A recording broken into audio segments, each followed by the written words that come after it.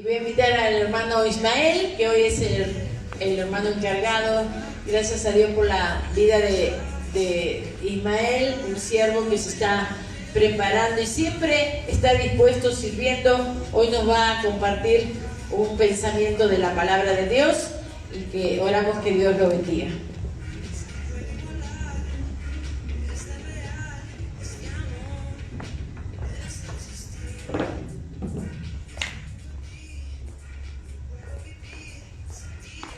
Los niños. Amén. Bueno, primero que nada invitamos a todos los niños que puedan pasar a sus clases bíblicas. Es el momento para que ellos puedan pasar y ellos puedan también aprender de la palabra de Dios. Gracias. Aleluya. Bueno, vamos a empezar, hermanos. Gloria a Dios porque hoy nos ha permitido estar un día más en su casa. Aleluya. Gloria a Dios porque Él es bueno, Él es fiel y para siempre su misericordia, dice su palabra. Así que quiero que estén ahí pensando en las maravillas de Dios, en las misericordias de Dios en esta hora, que ustedes puedan palpar nuevamente lo que el Señor es y lo que el Señor hace.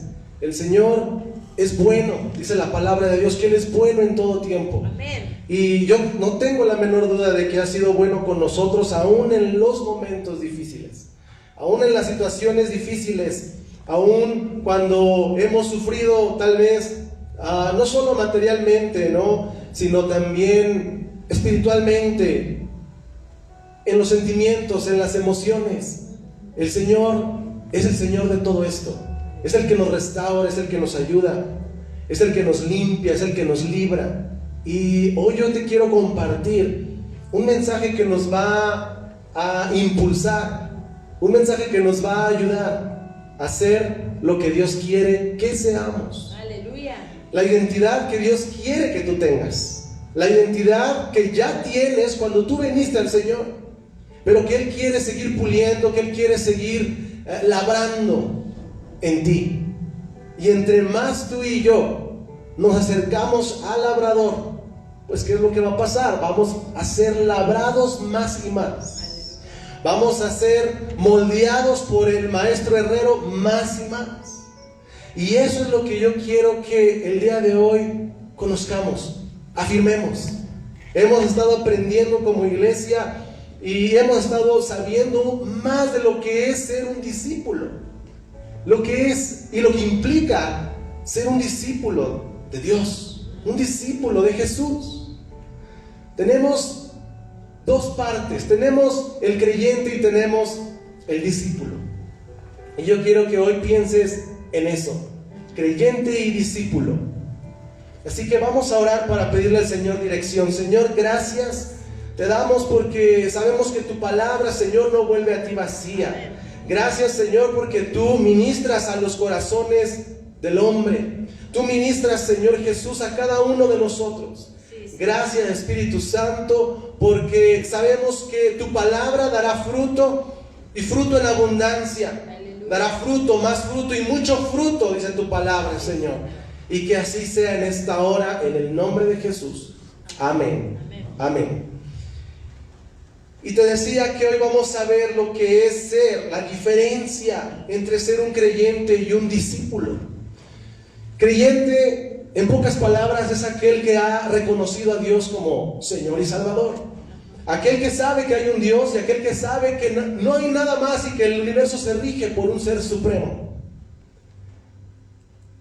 Pero las cosas no acaban ahí. Un día tú y yo tuvimos que reconocer que había un ser supremo. Y no porque te lo inculcaron, y no porque lo aprendiste de pequeño, lo tuviste que hacer por cuenta propia. Tuviste que reconocer que había un Dios en el cielo, en la tierra, el Dios del cielo, el Dios del mar, el Dios creador de todas las cosas. Tuviste que tener un encuentro con Dios. Y si tú estás aquí hoy, es porque tú has tenido un encuentro con el Señor. Es porque tú le has reconocido como creador de todas las cosas. Eso es ser un creyente. Pero la palabra de Dios nos dice que también los demonios creen y tiemblan. Es decir, los demonios también saben que Dios es el creador. Amén. Que Él es el creador del universo y lo declaran y lo reconocen. Lo saben. Saben que hay un Dios y que no hay nada que se escape de sus manos. y ellos tiemblan ante la autoridad de ese Dios. Entonces, ¿qué nos hace diferentes o qué nos debe hacer diferentes ante los demonios y nosotros? El demonio no puede hacer la voluntad de Dios. El demonio no quiere ni puede hacer la voluntad de Dios. Pero tú y yo, cuando desobedecemos a Dios, nos estamos haciendo igual a ellos. Porque muchas veces el hombre o la naturaleza del hombre es una naturaleza testaruda. No quiere, no puede hacer la voluntad de Dios. Necesitamos ayuda del cielo. Necesitamos ayuda espiritual. Y esa ayuda viene del Padre. Esa ayuda viene de Dios. Esa es la ayuda genuina que nos va a hacer diferentes. Eso es lo que nos va a distinguir a ti y a mí de ser de creyente a un discípulo de Jesús. Ser un discípulo implica obediencia, y lo vamos a ir viendo, pero implica obediencia, implica negación. Ser abnegado implica cosas que la naturaleza humana no puede hacer, porque la naturaleza del hombre es pensar en ti mismo. La naturaleza del hombre es ver por ti mismo. Y lo decía nuestro hermano Alejandro cuando estaba dando el mensaje, el anuncio de este congreso de varones. Pensar en los demás, pensar en cómo puedes impactar, ayudar y servir a los que te rodean. Cómo el hombre se da la mano con otro varón. Cómo puedes ayudar a otro varón a encontrar su identidad en Dios. Y platicábamos con Alejandro en una ocasión, hace un par de días, y comentábamos justamente la identidad que Dios te ha dado.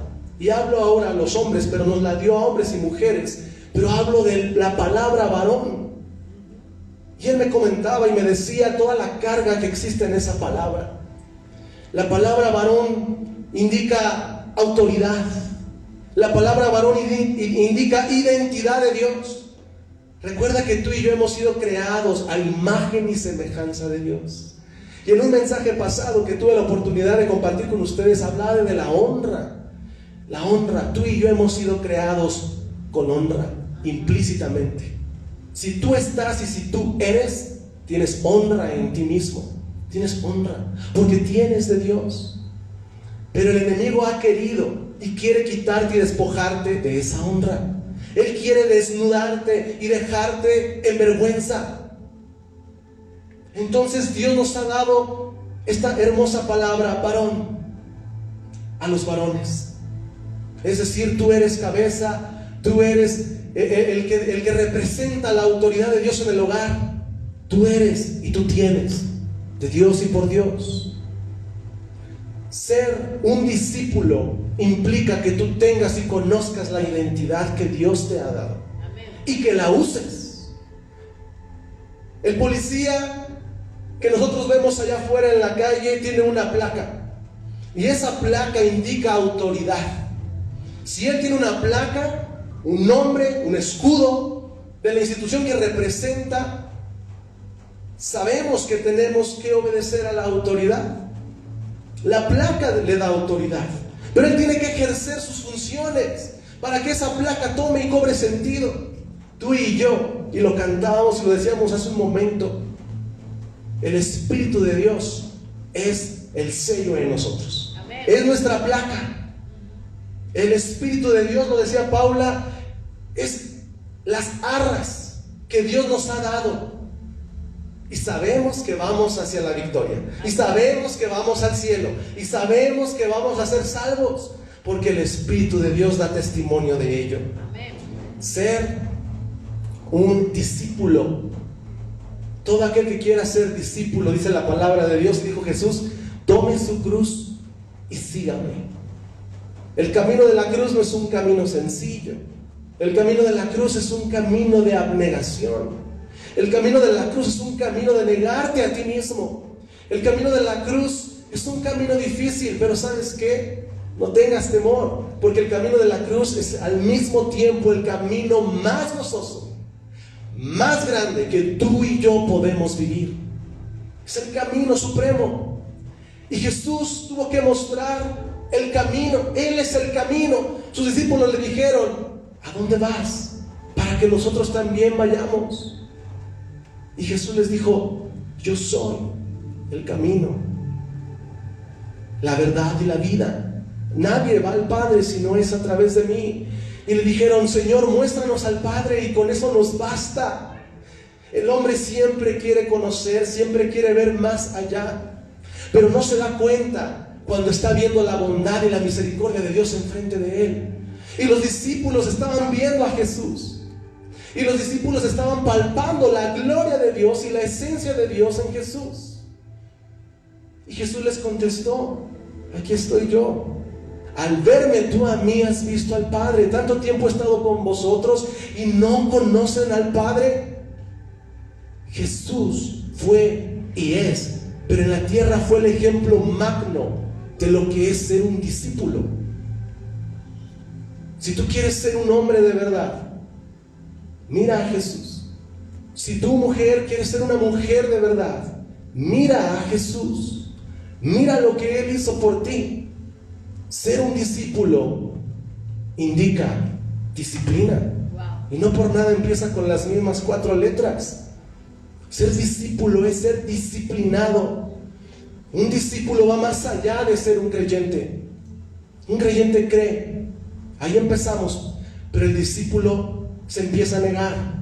Y no se niega cuando empezó a creer, sí, se niega diariamente. Diariamente. ¿Por qué? Porque diariamente es nuestra guerra espiritual. Diariamente tenemos que saber lo que Dios quiere de nosotros, porque el hombre se le olvida. Acuérdate de Israel.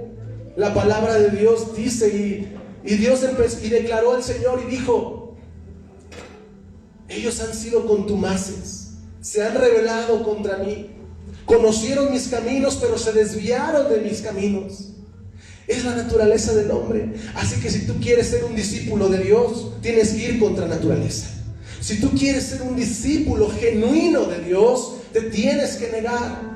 Tienes que negar lo que tu apetito carnal quiere. Tienes que negar lo que tu mente a veces te dice, y escuchar la verdadera voz de Dios. La verdadera voz de Dios. Hay voces que hablan en nuestra mente. Tienes que aprender a discernirlas. Una es la voz del enemigo: no puedes, no vales, no vayas, no sirve. Has estado yendo y no pasa nada. Has estado sirviendo al Señor y todavía no llega a lo que quieres. La voz del enemigo.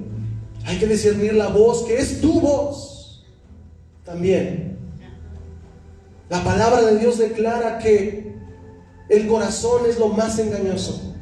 Y hoy en el mundo vemos la corriente y el mundo te dice: escucha a tu corazón. Con tu corazón no vas a fallar. Escucha lo que dice tu corazón. Pero la palabra de Dios va más allá y dice: el corazón es más engañoso que todas las cosas. La regla espiritual de ser un discípulo es más alto. Es más alto que cualquier filosofía buena que hayamos escuchado. Cualquier filosofía. Me asombra que la palabra de Dios reconoce, escucha esto, la palabra de Dios reconoce la sabiduría de los asiáticos. En una parte, en un verso, en un momento te lo puedo dar, pero reconoce cuando hablaba de Salomón y decía que a Salomón le había dado más sabiduría que a todo el mundo asiático. Y hoy sabemos que la filosofía china, la filosofía oriental, tienen apariencia de piedad, dice la palabra de Dios. Hablan de cosas de altura, pero la palabra de Dios dice que niegan la eficacia de la piedad. Salomón tomó la sabiduría de Dios, porque él le dijo: Señor, quiero sabiduría para guiar a tu pueblo. Y tú le puedes decir al Señor: Señor, quiero sabiduría para guiar a mi hogar. Quiero sabiduría para guiar mi vida. Si tienes personas a tu cargo en el trabajo, dame sabiduría para guiar a las personas en el mundo secular, con testimonio, con palabra, al compartirles. Pídele sabiduría. La palabra de Dios dice: pídele, pídele, y te daré por herencia a las naciones. Él no hace reproche de aquel que le pide con fe y sabiduría. Y Salomón le pidió. Y Salomón dijo: no quiero que me des riquezas, no quiero que me des a mis enemigos, quiero sabiduría para guiar a tu pueblo. Y como Dios vio que le pidió algo bueno que le agradó, le dijo: por cuanto me pediste sabiduría y yo estaba dispuesto a darte lo que tú quisieras, bueno, te voy a dar lo que pediste y aún te voy a dar lo que no pediste. Eso es lo que hace Dios. Pero el verdadero discípulo se niega a sí mismo. ¿Cuántos de nosotros habríamos preferido: Señor, dame el dinero, dame lo que necesito ahora, porque es lo que apremia? Recuerda, lo urgente no es lo más importante en tu vida. Hay que diferenciar lo urgente de lo importante. Y muchas veces lo urgente, lo hemos hablado, quita la mirada de lo verdaderamente importante. Y Satanás sabe eso. Él te va a querer distraer con urgencias. Urgencias en tu trabajo, urgencias en tu familia. Y son cosas legítimas, sí, pero ten cuidado, porque Él sabe distraer. Aprende a diferenciar lo urgente de lo verdaderamente importante. El discípulo verdadero escucha la voz de Dios. Y yo quiero decirte y platicarte un poco de la vida de un hombre llamado Jonás. Todos conocemos a Jonás y lo que él tuvo que pasar. Él era un siervo de Dios, él era un profeta verdadero del Dios en Israel. Pero fíjate cómo los profetas, los siervos, tú y yo, a veces mostramos parte de lo que hay en la naturaleza humana, que puede ser codicia, ego, que puede ser envidia. Y en Jonás Dios muestra el contraste tan grande de lo que es esa codicia, ese ego humano, con la misericordia eterna de Dios. Y quiero que leas ahí en el capítulo 1 de Jonás, verso 1 y 2. Vino palabra de Jehová a Jonás, hijo de Amitai, diciendo: levántate y ve a Nínive, aquella gran ciudad, y pregona contra ella, porque ha subido su maldad delante de mí. Así empieza el libro de Jonás. Empieza no con palabras dulces, no con palabras suaves, empieza con la urgencia de salvar a una ciudad que no pertenecía al pueblo de Dios. Era una ciudad gentil. Y no solo era una ciudad gentil, era una ciudad perteneciente al pueblo de los asirios, que habían estado presionando, abusando del pueblo de Dios, del pueblo de Israel. Pero aquí Dios le dice a Jonás: levántate, pregona, predica, diles, porque su maldad ya no la puedo soportar. ¿Te imaginas cuánto tiene que suceder para que Dios tome acción y diga: ya no soporto la maldad en aquel lugar? Lo mismo sucedió con Sodoma y Gomorra. Llegó a un punto tal la maldad del hombre que Dios tenía que tomar cartas en el asunto y tenía que hacer algo urgentemente. Para Sodoma y Gomorra no hubo un mañana. Abraham intercedió por su sobrino, por Lot. Salió. Y a Nínive también se le ofreció la misma oportunidad que a Sodoma y Gomorra. Quiero que veas y notes el contraste de la fidelidad y la misericordia de Dios. La palabra de Dios dice que Israel es la niña de sus ojos. Y el pueblo asirio, del cual Nínive era parte, los habían maltratado. Pero mira a Dios preocupándose por Nínive, aquella gran ciudad, de aquel gran pueblo que aprisionaba y molestaba a la niña de sus ojos. Eso solo lo puede hacer Dios. Ese gran amor solo nace de Dios. Y para ti y para mí es un amor desconocido hasta que llegamos al Señor. Es el amor ágape, El amor desinteresado, el amor no espero nada de ti, el amor no importa lo que hayas hecho o quién eres. Yo te voy a amar porque es mi decisión amar. Y Dios no solo ama porque Él toma la decisión de amar, sino porque su esencia es amar. La esencia de Dios es amar. Dios es amor, dice la palabra, y el que no ama no ha conocido a Dios. Dice la palabra, el que dice que ama a Dios y no ama a su hermano, el tal en tinieblas se ha quedado. La esencia de Dios es el amor, y el amor mostrado a Nínive. Pero aquí el contraste de Jonás. Jonás, dice la palabra en el versículo 3, se levantó para huir de la presencia de Jehová a Tarsis, y descendió a Jope, y halló una nave que partía para Tarsis, y pagando su pasaje entró en ella para irse con ellos a Tarsis, lejos de la presencia de Jehová. Ahora, Jonás, un profeta, un maestro de Israel, pero empezó a mostrar una actitud diferente. La naturaleza humana empezó a salir en él. Por eso te digo que no importa lo que hayas hecho en el camino del Señor, si tú y yo no nos mantenemos en el hoy, cimentados en su palabra, permaneciendo firmes, alabándole, agradeciéndole como es su palabra, estad siempre gozosos, orad sin cesar, dad gracias en todo, porque es la voluntad de Dios nuestro Padre Celestial. Si no nos mantenemos así, la naturaleza humana tiene que aflorar, la naturaleza humana tiene que salir. Y aquí Jonás quiso huir de la presencia de Dios. ¿Qué acaso el profeta de Dios no sabía que no se puede huir de la presencia de Dios?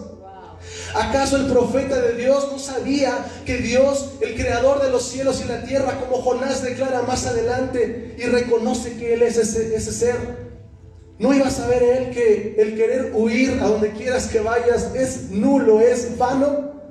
La palabra de Dios dice: si me fuera al fondo de la mar, si me fuere a la montaña más alta, ahí está tu presencia, ahí estás tú. Y él quiso huir porque él no quería cumplir el llamado. Ahí Jonás era creyente, pero ahí Jonás no estaba siendo discípulo. ¿Se puede ser creyente después de haber sido discípulo? Sí, si te enfrías. Aquí Jonás lo estaba demostrando. Él era creyente, él era discípulo, era profeta, pero con su actitud se había regresado y ya nada más era un creyente. Porque el discípulo hace la voluntad de Dios.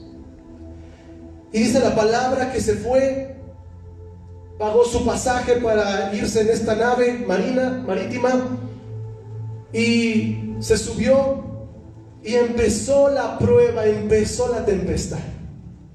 Empezó la tempestad. Todos los que estaban en esa nave empezaron a preocuparse porque no habían visto una tormenta como aquella, con tanto viento impetuoso. Ellos empezaron a orarle a sus dioses fenicios, cantidad de dioses, para ver si se apiadaban de ellos y salvaban su vida. Después uno de ellos bajó y encontró a Jonás durmiendo, tranquilo, y le dice a aquel hombre: levántate, dormilón, le dice, despiértate, ¿qué no ves que vamos aquí a perecer? Levántate y ora a tu Dios, a ver si Él nos salva. Jonás se levantó y él sabía que eso estaba sucediendo por él, y la historia sigue y nos cuenta que él reconoció y le preguntaron: ¿quién es tu Dios? ¿De dónde vienes? ¿A quién sirves? Para ver si podemos orar a Él. Ora tú y a ver si nos puede salvar. Y él dice: yo sirvo al Dios creador del cielo, del mar y de la tierra. Él era un creyente. Él reconoció. El verdadero discípulo no esconde su condición de discípulo. El verdadero discípulo no debe de esconder lo que Dios le ha hecho ser. Jonás se había echado a dormir cuando Jonás tenía todo el poder, por así decirlo, en una manera de que se calmaran las cosas. ¿Cómo? Arrepintiéndose, orando al Señor, diciéndole: Señor, perdón porque yo he huido de tu presencia, porque no he querido cumplir tu voluntad. Y tú y yo hemos huido muchas veces de la presencia de Dios. No que se pueda huir de la presencia, has querido huir de la presencia. Y al huir de la presencia de Dios, al huir de su presencia, cosas graves suceden. No vas a poder huir de la presencia de Dios, pero si lo quieres hacer, cosas graves van a suceder. Las tormentas van a empezar a llegar. Tu barco va a empezar a hundirse. La palabra de Dios declara que quien confiesa su pecado y se aparta, alcanza misericordia. Y Jonás estaba en pecado porque estaba desobedeciendo a Dios. Y tú te preguntarás, ¿por qué Jonás estaba huyendo de la presencia de Dios? ¿Por qué? ¿Tenía temor de ir a Nínive? Tal vez un poco. Siempre una obra de Dios genera un poco de incertidumbre, genera un poco al ser humano. Pero no era eso. La palabra nos dice que él era un varón recto, nacionalista, como muchos, no solo israelitas, cualquier persona en cualquier nación, patriota. Y él sabía lo que Nínive representaba. Y él sabía el carácter de Dios. Quiero que notes esto. Él sabía quién era Dios. Él sabía que Dios era un Dios compasivo, un Dios misericordioso. Él lo sabía.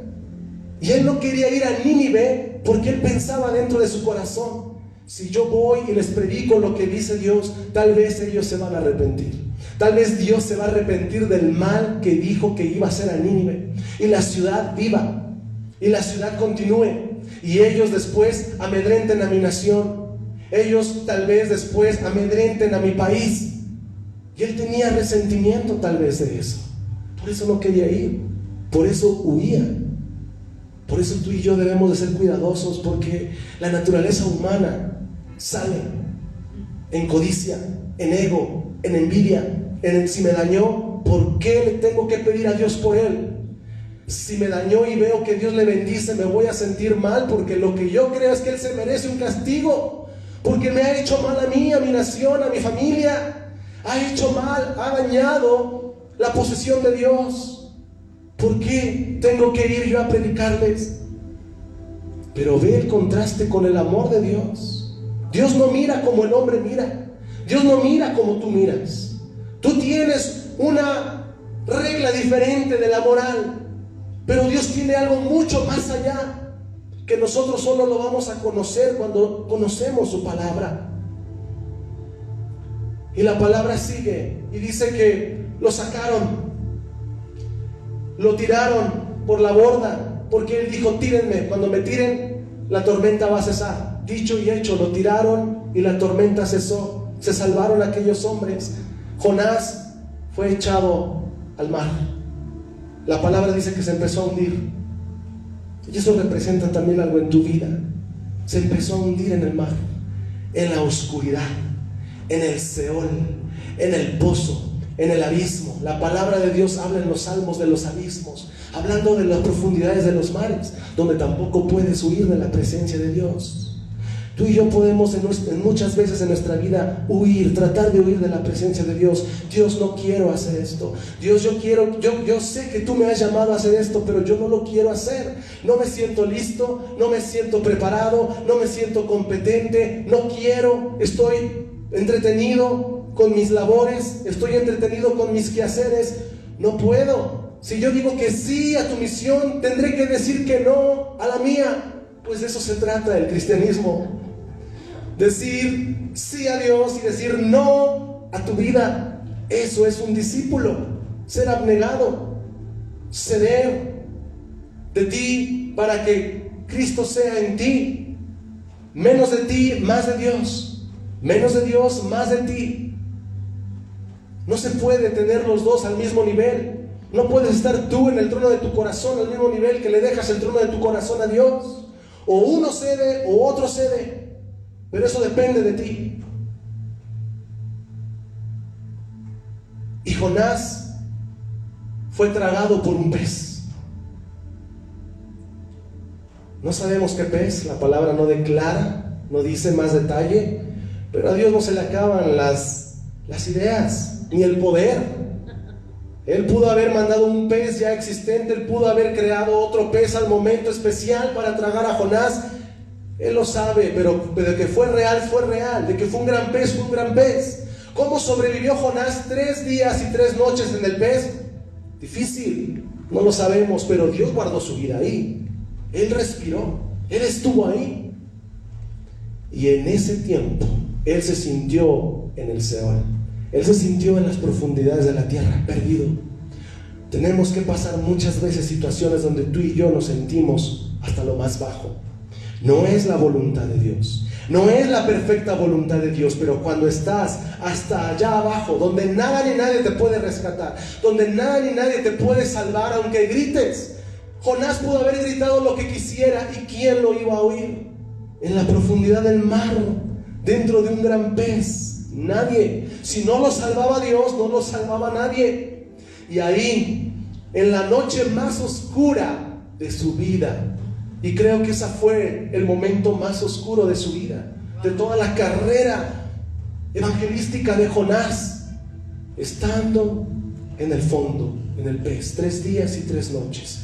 Solo ahí pudo conocer, solo ahí pudo entender su carácter, solo ahí pudo salir a relucir lo que había en su naturaleza y cómo contrastaba con Dios. La palabra declara que después él se arrepintió. Él declaró unas palabras hermosas ahí que las encontramos en Jonás capítulo 2. Y dice ahí, y solamente leer unos versos, dice: entonces dije, desechado soy de delante de tus ojos. ¿Alguna vez alguien habló dentro de un pez y compuso palabra de Dios? Fue Jonás. Mas aún veré tu santo templo. Confiaba en la misericordia de Dios. Las aguas me rodearon hasta el alma, hasta el tope. Rodeóme el abismo. El alga se enredó en mi cabeza. ¿Tú crees que Jonás estaba seco adentro de la boca del pez? Estaba lleno de algas, de humedad, de cosas desagradables. Tal vez estaba sofocando también. Descendí a los cimientos de los montes. La tierra echó sus cerrojos sobre mí para siempre. Mas tú sacaste mi vida de la sepultura, oh Jehová, Dios mío. Y quiero que notes algo. La palabra declara más adelante que Jonás era un prototipo de Jesús también. La palabra de Dios dice: y Jesús dijo, porque así como Jonás estuvo en el pez 3 días y 3 noches, así es necesario que el Hijo del Hombre también permanezca 3 días y 3 noches debajo de la tierra, para que Él pueda ser levantado. Y Jonás dijo: mas tú sacaste mi vida de la sepultura. Y Jesús también dijo lo mismo: mas tú, oh Padre, me levantaste y me resucitaste con el poder de Dios. Cuando mi alma desfallecía en mí, me acordé de Jehová. Ve, Jonás se acordó de Jehová. Pero mira cómo dice: tú te puedes acordar de Dios en cualquier momento en tu vida, pero acordarte de Dios de esta forma solo es en un momento oscuro, en un momento difícil, en un momento donde ya sabes que no vas a poder más si no te salva Dios, donde ya no vas a poder proseguir si tú no te arrepientes y confiesas tu pecado. Y ahí dice: me acordé de ti. Y Jonás pudo haber acordado y dicho: Señor, tú eres maravilloso, tú eres grande, tu misericordia no se compara a mi teología de ti. Y muchas veces es el problema del hombre, la teología del hombre, de lo que piensa de Dios. Eso es un estorbo a la naturaleza de Dios, un estorbo a lo que Dios de verdad es. La teología del hombre no sirve, es vana. Dios es diferente, Dios es amor, tú lo puedes conocer profunda e íntimamente. Entonces Dios mandó al pez, dice la palabra, a que escupiera a Jonás en una playa. Ahora nota la desobediencia de Jonás y la obediencia del pez. Tú y yo debemos de ser como ese gran pez. Tú y yo debemos de ser como la creación de Dios, que tú puedes decir: no razona, no piensa. Dios le manda los vientos van. Dios le manda la nieve cae. Dice la palabra en Job que Dios tiene los depósitos de la nieve y del granizo preparados para aquel día, un día de ira. Cuando Él mande, va a nevar, va a granizar. Cuando Él le manda al mar que se agite, se agita. ¿Y por qué tú y yo no obedecemos? Jehová le dijo al pez: ve y saca a Jonás allá. Y ahí va y lo sacó, lo escupió. Me imagino a Jonás, después de esa experiencia, volvió a nacer de nuevo otra vez. Volvió a nacer de nuevo, vino de la muerte, vino de la muerte. Y ahora sí, fue a predicar la palabra de Dios. ¿Y qué era lo que Dios le había mandado a predicar? ¿Qué le dijo? El mensaje era: de aquí a 40 días Nínive será destruida. Y fue todo lo que le dijo.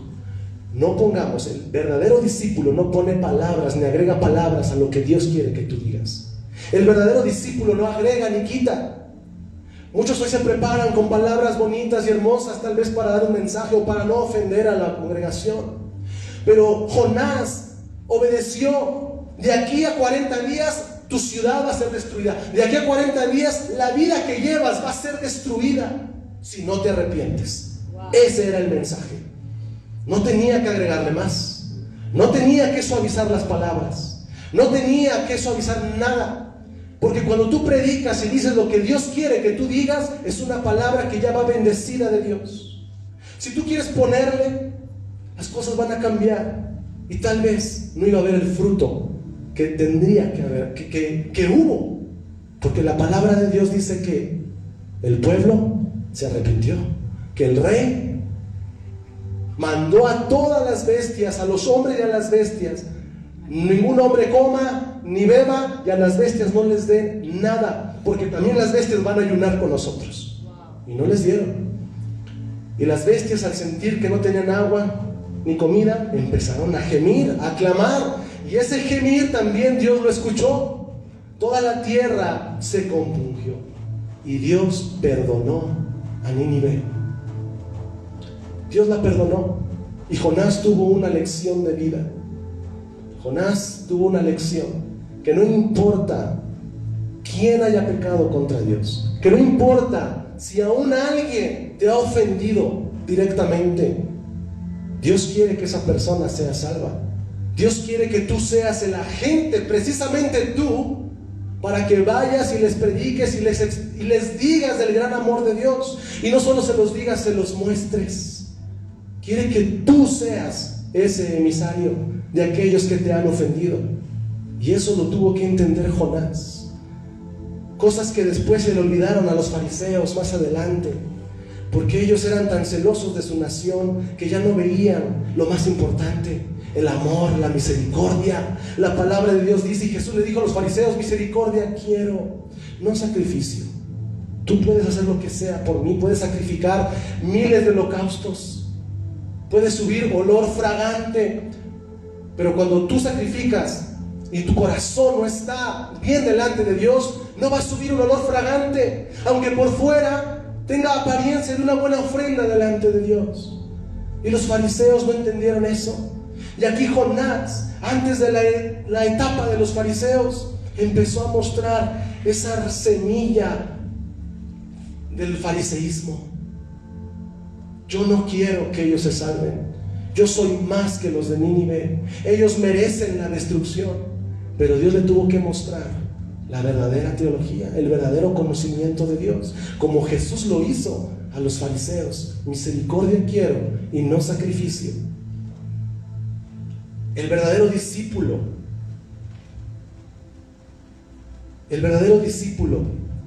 sabe escuchar y hacer la voluntad del Padre. Mateo 12:50. Quiero que me acompañes a Mateo 12:50.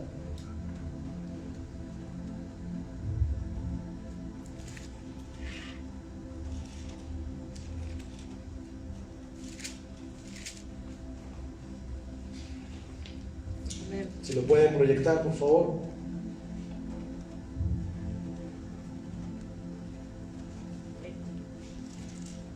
Amén. Dice la palabra: porque todo aquel que hace la voluntad de mi Padre que está en los cielos, ese es mi hermano y hermana y madre. Hacer la voluntad del Padre es la prioridad del verdadero discípulo.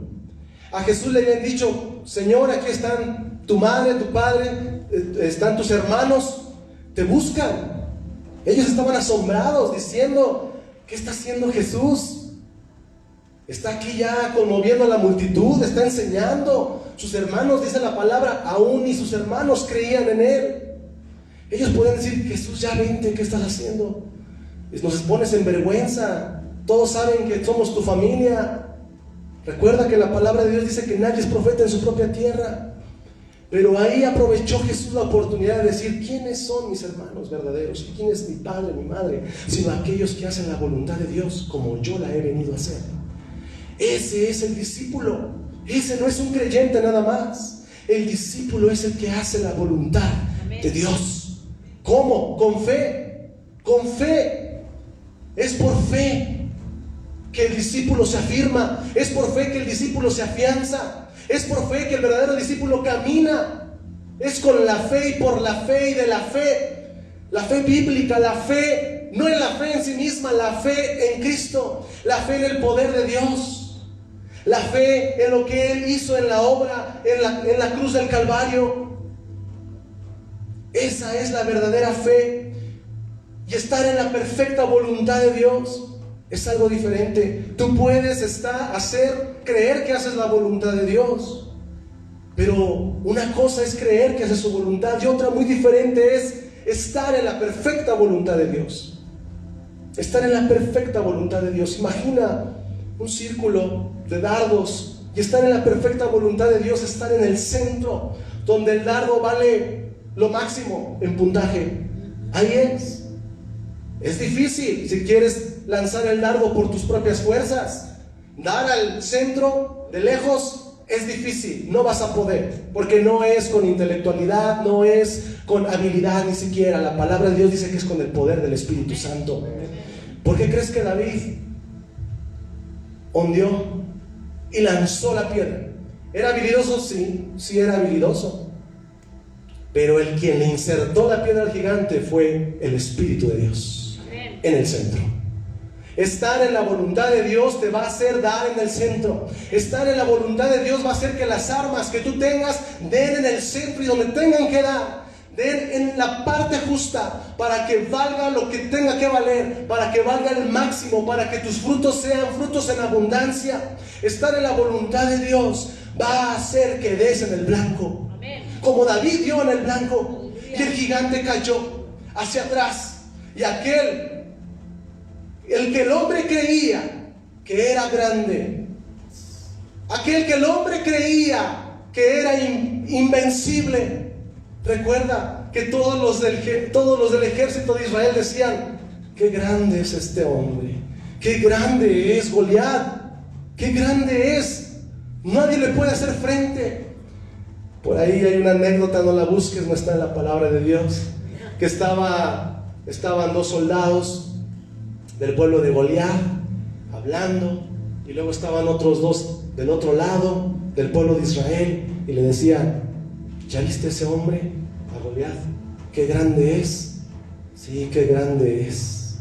Y vino otro soldado de Israel y le dijo: no conocen al verdadero grande, no conoces al verdadero grande. Y ese fue David.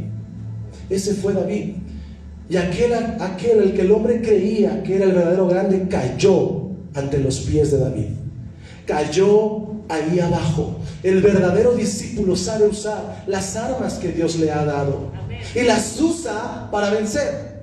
Jesús ya venció, pero Él quiere que tú venzas en todas las áreas que tú tienes que vencer. La fe es lo opuesto a la incredulidad. La palabra de Dios dice que por fe, en Hebreos 11:12, que por fe muchos de aquellos hombres conquistaron reinos, taparon bocas de leones, echaron a correr ejércitos extranjeros por fe. Lo opuesto a la fe es la incredulidad. Podríamos decir que la incredulidad es la fe del enemigo. La incredulidad es la fe de Satanás. La incredulidad es lo que alimenta al enemigo y es lo que alimenta tu carne. Si tú tienes temor, olvídate de hacer la voluntad de Dios, porque la incredulidad es desobediencia, la incredulidad es temor. Pero la palabra de Dios por eso dice que el reino de Dios es para los valientes, para aquel que cree, para aquel que da el paso y sabe que va a estar y pisar en firme, como Pedro dio el paso fuera de la barca en el mar. Esa es la fe. El verdadero discípulo se mueve en fe. Amén. El verdadero discípulo pisa en fe. Cuando todos dicen te vas a caer, cuando todos dicen no vas a hacer lo que tú crees que vas a hacer, el verdadero discípulo dice sí voy a poder hacerlo, porque me baso en las palabras y en las promesas de Dios. Aleluya. El verdadero discípulo nada hace por sí mismo. El verdadero discípulo nada hace por sus fuerzas. Juan 5:30. Juan 5:30.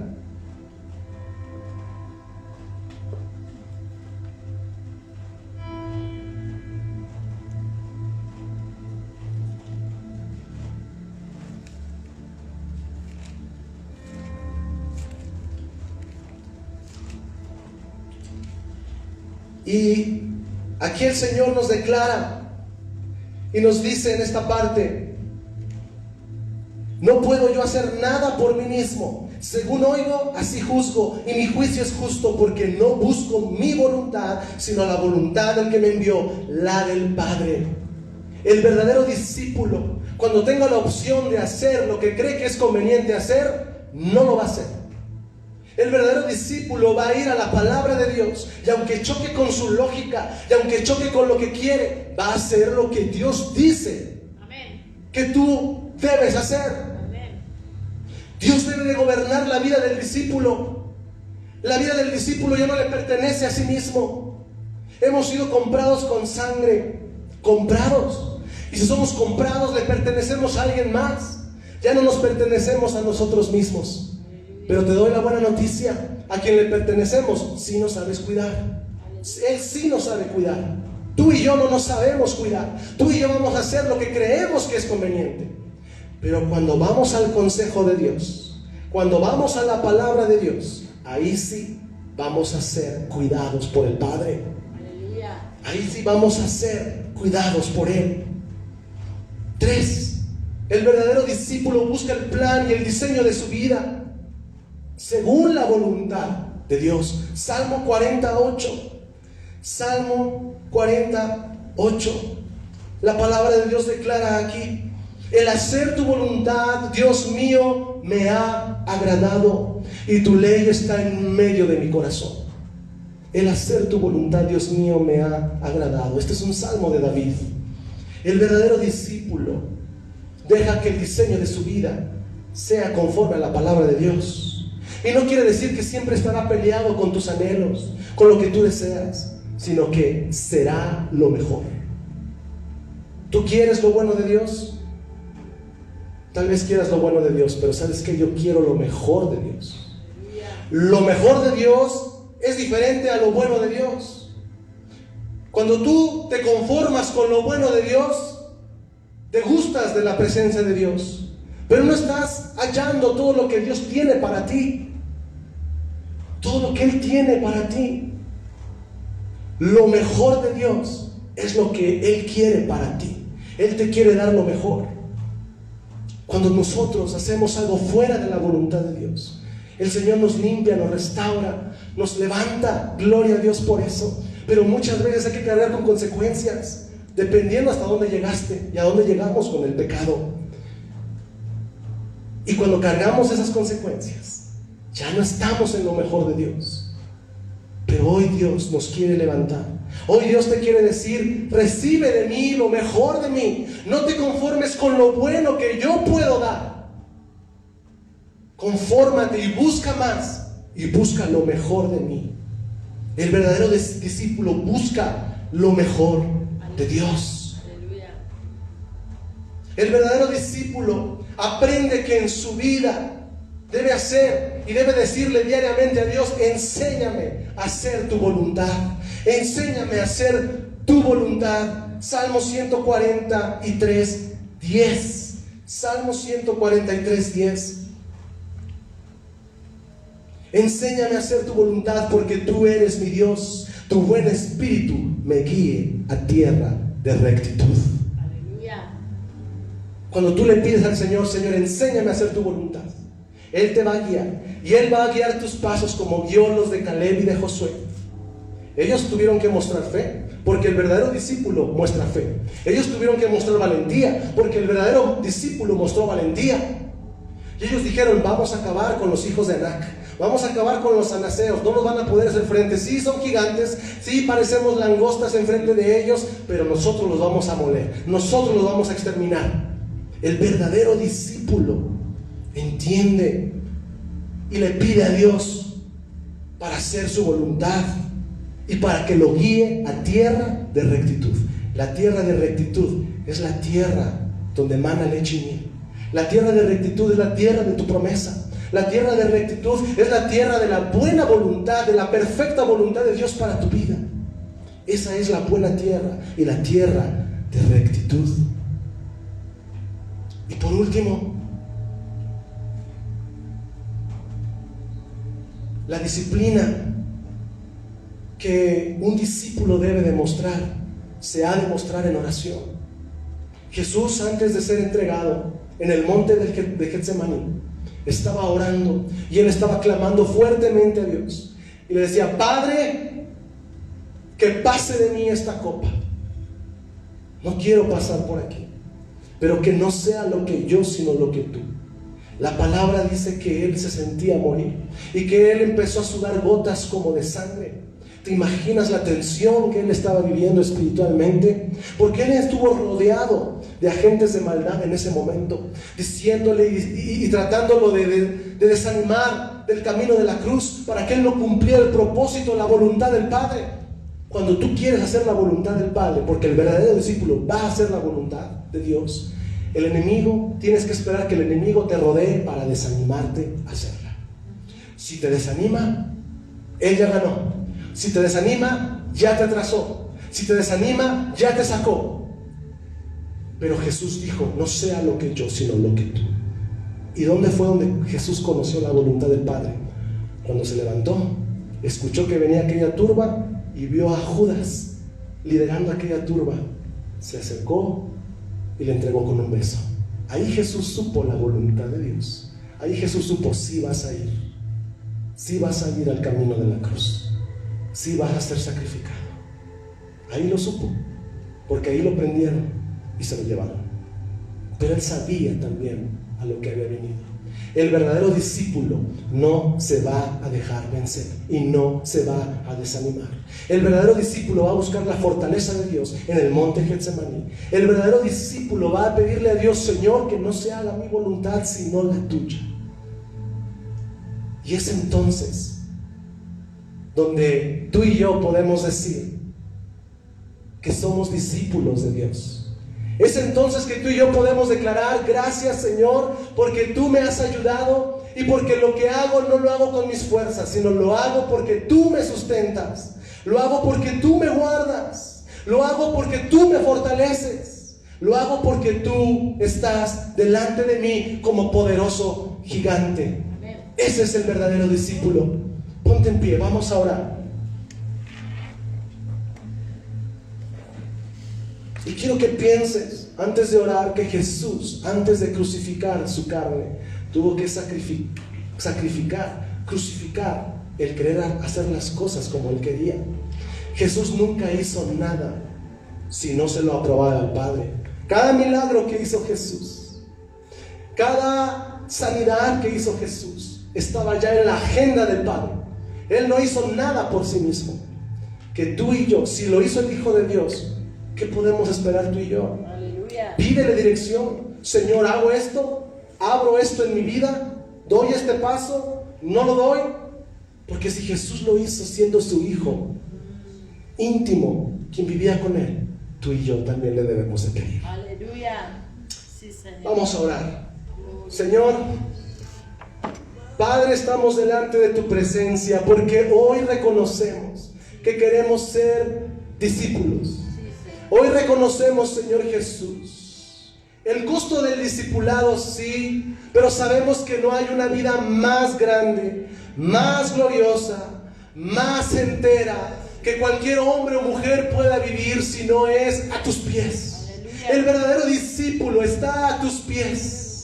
El verdadero discípulo está atento a tu enseñanza. El verdadero discípulo no se sale de la casa del Padre.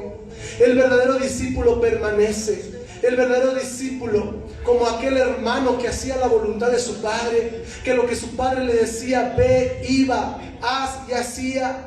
Pero si hemos sido como el hijo pródigo, hoy aquí el Señor te espera en los brazos del Padre, porque Él quiere que seas un discípulo verdadero. Él quiere que tú seas un discípulo real. Y el discípulo genuino es el que recibe no migajas de la mesa del Padre. El discípulo come del pan de la mesa del Padre. El verdadero discípulo come del Padre, porque el Padre Jesús es el pan del cielo, y Él ofreció su carne en sacrificio. Él ofreció su carne para ser molida. Él ofreció su sangre para que tú y yo tengamos vida. Así que hoy dile al Señor, queremos ser tus discípulos. Queremos estar a los pies de tu enseñanza. Que así como enseñaste en el monte las bienaventuranzas y mandaste a todos que se sentasen en grupos en la hierba, así hoy nos sentamos, Señor Jesús, en la hierba para escuchar de ti. Así hoy nos sentamos para escuchar las bienaventuranzas que tú tienes para aquellos que creen, para aquellos que hacen, para aquellos que guardan tu palabra y para aquellos que perseveran hasta el fin. Para aquellos, Señor, que se muestran discípulos, aun cuando no pareciera convenir. Aquellos que se muestran discípulos cuando todo el mundo va contracorriente. Pero hoy estamos para declarar que vamos con la cultura del Padre, la cultura del reino, la cultura celestial. No la mundana, no la animal, sino vamos con la sabiduría de Dios, la sabiduría celestial, dice su palabra, y que ante todo la sabiduría celestial es buena, perfecta, agradable, bondadosa. Y hoy, Señor, declaramos que somos discípulos delante de ti y que crecemos en verdad, en fe, en amor, en gracia. Gracias, Señor Jesús. Te honramos y bendecimos tu nombre, en el nombre de Jesús. Amén. Aplausos, Señor. Gracias, Señor. Si hay alguien que venga por primera vez, si hay alguien que nos está visitando, puedes levantar tu mano. Queremos orar por ti. Gracias le damos al Señor porque Él ha sido bueno, y ahí a todos los que nos están viendo, gracias te damos también porque tú nos acompañas. Y esperamos que el Señor siga bendiciendo tu vida, nuestras vidas, y que salgamos y hagamos la voluntad del Padre. Que busquemos la voluntad de Dios y que hagamos lo que Él nos ha mandado hacer. Porque aún queda mucho más en el nombre de Jesús. Amén. Qué bueno, qué bueno. Creyente o discípulo, Los discípulos son obedientes al Padre y también a todo lo que nos ha enseñado a través de la vida de Jesucristo. Así que les invitamos a que pueda también pasar por la tiendita. Los esperamos en los grupos de conexión. Gracias, Ismael. Hermosa palabra que estamos también disfrutando a través de los grupos conexión. Si quieres ser un verdadero discípulo, ven al grupo de conexión, porque los discípulos se preparan, no viven de la reunión dominical, sino de la preparación en la palabra. Saluda al que tiene a su lado, dígale Dios te bendiga. Estamos para bendecirte, y si quieres conversar con Ismael o con algún hermano, ahí tienes toda la libertad. Nos vemos el miércoles en los grupos.